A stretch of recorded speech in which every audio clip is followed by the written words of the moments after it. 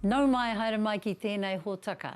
Now, we've brought you one-on-ones before with the likes of Justice Joe Williams and Jermaine Clement. Tonight, a one-on-one with Tā Timoti Karetu. Lover of language, fluent in French and German, author of the first ever Te Reo Māori textbook written for senior college students, translator for the award-winning Waiata Anthems project, and in between, so much more. A long time ago, Timoti established Ngāti Rānana, the haka group that became a beacon for both Māori and Pākehā expats in London. And for the last 45 years, the respected scholar has been heavily involved in Te Matatini.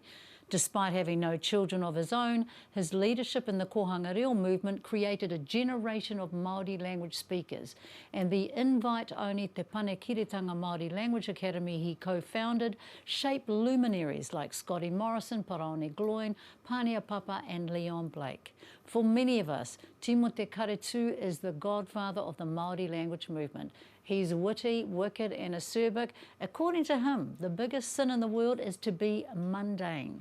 With some trepidation, I sat down with Tā Timoti for a rare interview in English. Do you know that you have a bit of a fierce reputation? No, I don't. Your reo and your standing in your mana, just a little bit intimidating to learners? Well, you know... Like we get a bit nervous. You don't have to be nervous. Well, but just feel it. But you don't have to, you see. He has the memory of an elephant. Do you remember the first time we met? I have to go back to Parewana Kapahaka. In the days, you know, when the ego was sort of, you know, assaulted, wasn't it? Whose ego? Yours? No, yours. Oh, yes. I know. See, there you are, you see.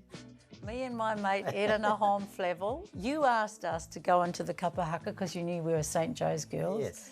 And we practiced their little hearts out. Then you delivered the news that we weren't required anymore. I'm not quite sure what happened there. No, well, I think for the coronation thing, that you only allowed so many performers. But Erina was there. Oh, you mean it was just me that got cut? Yes, only you got cut. Timoti Karetu, stickler for standards, icon of the Māori language movement, not known for mincing words. I remember going into your office and you said, "Not te he kura." And I went, "Hatu hoipa," and you went, "We'll knock that out of you." Traumatised me for life. The girls from Hata Hohepa were always so painfully shy. They sing sweetly, but they're not haka material. You need aggression, you need passion, you need panache. You need all those things to be a good haka lady. Have you had this conversation with Georgina? No, I've never. Because, you know, one year I judged the competition here, and it said something along those lines about St. Joseph, and she withdrew them. They'd never performed in Whakataitai since. You know, you're supposed to be able to take criticism. That's what life's about. You get criticised all the time. How do you take criticism? Well, I don't mind criticism at all now. I've had to live with it. Because Rangiho once said to me, if you can't take criticism, get out. And it's like people sort of, when you correct their reo in a class, and they sort of say, "Te takahiko e taku mana," and I think to myself, well, you know, you're murdering my language. So, ara te kua haere if you can't take it. At one time, Timoti Karetu, Hirini Melbourne, Wharehuia Milroy and John Rangiho all held roles at Waikato University. It was a very impressive Māori mafia that was kind of running the place. True, yeah, it was. I think we had a reputation for being that. But it became our number one requirement that all the staff had to speak Māori all the time, so that the kids coming in could hear the language going all the time. That had to be like, we didn't want to be like all the other universities, where Māori was only used in the classroom and nowhere else. They would seem to be a bit dopey to do that. So we had this philosophy that ahakua haere ki hea, kia rangona te reo, e kororo te ana, e ngā kai whakaako. Normalising te reo is his life's mission, but the application of te reo is not without its controversy, even among Māori. One of the things I hear is people complaining about, say, Oranga Tamariki having that name when they don't think that it's appropriate, or having the word pirihimana on the side of police cars. How do you feel about that? I think if that raises the profile of the language, then I'm all for it. Yeah. Oranga Tamariki, I think the problem there is that because they feel that Oranga Tamariki is not doing its job. I think there's a prejudice there against...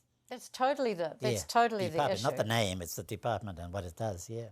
Do you think that Māori should be compulsory here? I can't make up my mind about that one, because I believe that compulsion doesn't always work. Now, if you try that on your relations and say to them, all right, you lot, you've got to learn Māori whether you like it or not, see what their reaction is. Well, if you think about, say, the tobacco-free movement, Yeah. you know, everyone did a little haka because, oh, you can't smoke inside, and then they just get used to it. That's apart from the resourcing that's needed to support the language. That's the problem, I think, the resourcing teacher-wise. In fact, I think you should start there first before you start doing the compulsion thing. I think we need to look at the teaching fraternity first and get it up to scratch and then go with a vengeance. The kids are with teachers who really have no good command of the reo at all. So they're getting worse reo and getting worse reo. I think that that's not quite correct because my daughter's teacher is one of your graduates. Yeah, well, she's lucky. Yeah. See? Te Ahunui is really one of a few. We need sort of thousands of Te Ahunuis and then you'll be right. My daughter's teacher is a graduate of the Institute of Excellence in the Māori Language, Te Panakiritanga. Because it means the epitome, the apotheosis, the acme, The what? Apotheosis? the zenith, all those sorts of things. It's the cream of the crop. I was worried about kids coming out of universities. They could brag that they had a degree in Māori, but they couldn't string a sentence together that made sense. So I thought, well, why not take those ones who already have the grounding and give them another year of just extension of language mainly, and getting poetic and getting literary and getting all those other things instead of being mundane and pedestrian. Because a lot of people coming out of universities are very mundane and pedestrian, and you can listen to a lot of Māori programs and listen to just Mundane and pedestrian. mundane and pedestrian and banal and all those other words. Moroke. I know that word. How do you respond to criticisms of elitism? We are a society that believed in that. We had rangatira status and we had slave status. This language owes its survival to second language learners who've made the commitment to keep it alive and have dedicated themselves to the proposition that the language must live and be retained. Timoti is adamant we all need to up our game on the language front, and that includes growing and fielding the best. I know all the cultural reasons why women shouldn't speak, but to raise the bar in terms of aspiration, do we need to see women speaking? If in fact the woman has the command, I don't see why not. But she needs to get her karanga right. Some of the most mundane karanga you hear on the marae too, they really are pretty bad. Come on, Wahinema, do your thing. Start playing your role. Don't worry about the men so much, worry about yourselves. But if in the end there are women who are better than men, then why not? Sometimes men just repeat what the other... No, you're right. Yeah, I was at a tangi, this tangi just recently. One speaker gets up and the next one goes and says the same thing instead of shutting up and sort of saying it's all been done. Hand it over to the manuhiri. Is that more about ego than content? In most cases, that's what it is. You know, standing up on behalf of the marae, therefore. The stage is mine, I'm going to go for it. To hell with anybody else. The old days of truncating, you know, you do the mate, I do this, you do the issue of the day, whatever. As the old people used to do it. What makes a good orator? Somebody who is able to link himself to the manuhiri, to stick to the purpose of the hui, whatever it might be. If it's a tangi, then, you know. Your role is to ennoble everybody who comes onto your marae because they've come a great distance to pay their respects, and therefore they should be thanked for that. Who are the orators that make you sit up and listen? Both very eloquent. Derek Lardeli I like. Marahui and Praone I think are both very... Praone I like because he's dynamic and he's a jumper. In the old days, women could sit a wayward orator down by drowning him out with song. But women don't know about that power that they've got these days. They don't use it. They should use it more. Men can't do anything until the women have sat. And strictly speaking, you can't go into any marae until the woman gives you permission. Strictly speaking, but you see a lot of marae don't have karanga women anymore. So, you know, you have all this Mickey Mouse sort of carry on some marae. Yeah, it's just one of those sad things as we become more and more sort of deracinated. Is that the right word? Yeah, deracinated. What the heck does that mean? Well, you know, as we lose our cultural roots, we don't talk to each other as much as we used to. I think we are a culture that believes in getting it right. We're too happy now with sort of near enough is good enough, and I think that's been our problem. That's not our thinking. You would not get a pupu if it wasn't properly made. A wharenui wouldn't be opened if the carving wasn't up to credit, you know, all those sorts of things. The bar was higher. Yes, so why are we expecting mediocrity? Accept that you're not as good as you are and do something about the gaps you have. There's nothing worse than I think than kaumātua insisting that they be on the pai, and they've got the worst thing, you hear the whole marae just sort of, yes, out loud. And there's lots of younger speakers. His mokopuna is probably more fluent than he is. And we have to sort of accept the time comes when you make way. I remember we were at a wānanga at Ruatahuna and Rangiho said to me, he manuhiri mawe mihi, my first mihi on the marae. And you've got no time to get your act together. But that's how they did it, cold turkey. Chucked in the deep end. Yeah. And then you're torn to shreds afterwards. Which was good, you see. And then if you can survive that, then you'll be right. Yes, if you survive that, and a lot more after that, that wouldn't be the only one. And if you're a shrinking little violet, then you just go away. Yeah, then you just shrink. When it comes to reclaiming te reo, Timoti believes Māori are part of the problem. The biggest enemy that the language has is ourselves, because we're just not bothering. And I think to myself, now, why would that be? You would think that any Māori who wants to be Māori would want to learn the language at some stage. To help with Pākehā, I mean, you expect them not to bother, but why don't we bother? And that's my question, which is rhetorical, because I don't know what the answer is. I know Māori in my circles who actually are quite traumatised by their inability to speak Māori. Do you understand that as someone who's never struggled with that? But when you and I realise we come from a culture where the best had to be the best. So you would not want to be mediocre, would you? So you make a greater effort, don't you? For some people it's like, I'm not a real Māori because I don't speak. And then it just kind of gets stuck in them. Yeah, that's a tragedy when they think like that. Because I think while you've got blood in your veins, you've got every right to say that I am. For me personally, I don't have to to be dripping greenstone and be tattooed on every orifice I have, be considered to be Māori. Are you all good with Pākehā learning te reo alongside Māori? I'm good with anybody who makes the effort. Yeah. Because, I've learned other languages and they've been quite tolerant too. So I believe that if the effort is sincere, then give them all the help they want. I went to a language class once and there was just this Pākehā guy there who would lord it over the rest of us. That's the fault of the tutor, for letting him get away with it. So you don't think that Māori and Pākehā should learn te reo separately? No, I think we've got to rub off onto them because there's more than just the reo. We've got other things that are positives that they need to learn too. And I think unless they're in our presence, they're never going to acquire those things. How do you feel about Pākehā teaching te reo? If they're good at it, why not? Because I teach English too, you see. Is it stink grammar or stink pronunciation that gets on your wick the worst?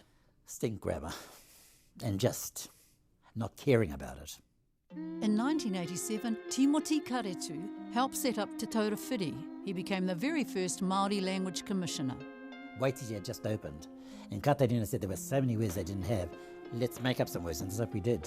There are a lot of words in haka and things that are not being used in ordinary conversation, which you can take out of that context and use in contemporary conversation. As long as the meaning is approximate, then why not? And that was my mission in life, and I've stuck with it. And all through Panekiretanga we did it, and so on. People sort of guffaw at some of our words, and Scotty gets it more than anybody, but they're just envious of his command of vocabulary, you see. Yeah, because I would hear criticism like, we don't understand the reo. Well, we don't understand these words. I suppose from older people too. Yeah. Hey? Yeah. They don't listen to the context, you see. It's a contextual, all languages are contextual. If you listen to the context, if you don't know where the context might just help you out. Timoti's mother was 17 and pregnant when told her baby would be raised by tame and mauwhare karetu. She died of TB at 21. So my mum and dad were really my granddad and granduncle, but they were mum and dad. My birth father and my birth mother really don't come into the equation except as a sperm donor and the receptacle of the sperm. Apart from that, they haven't figured in my thinking.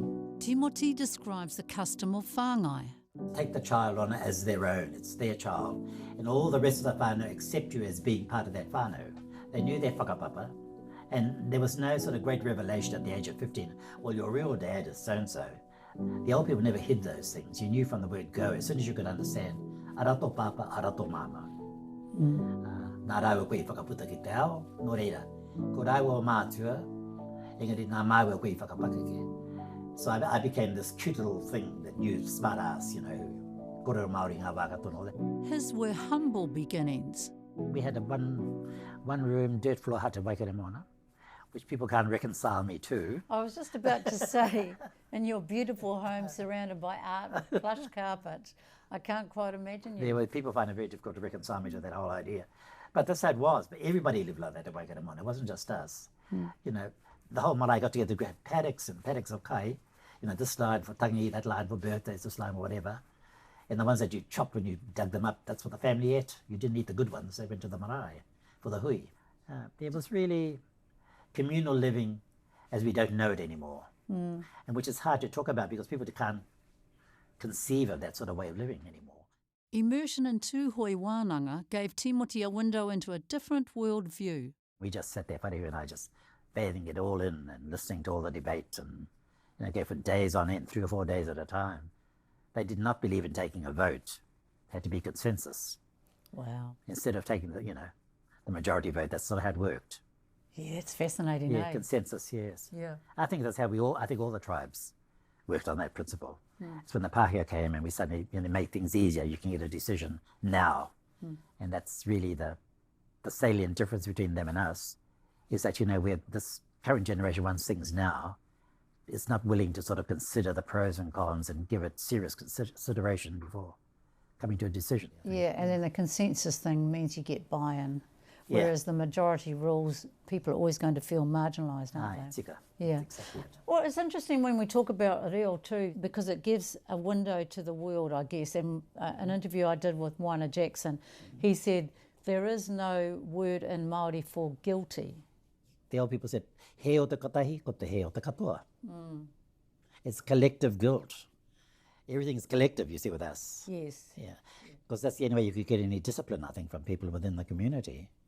By sort of saying, you know, you embarrass us all when you do whatever you do.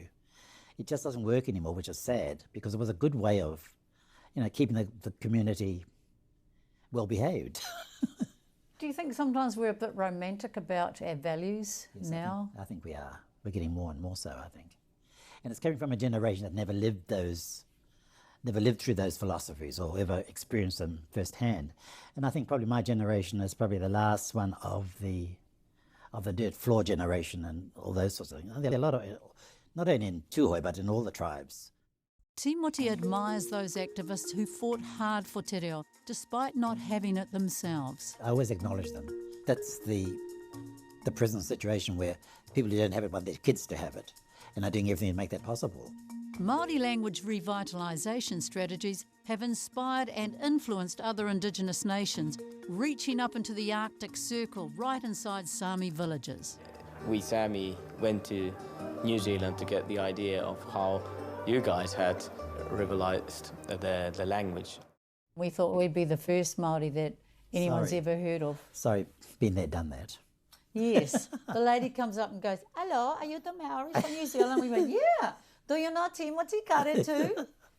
Yes. And then took me to the kohanga. And they came to us, they came to Taurewhiti to visit us.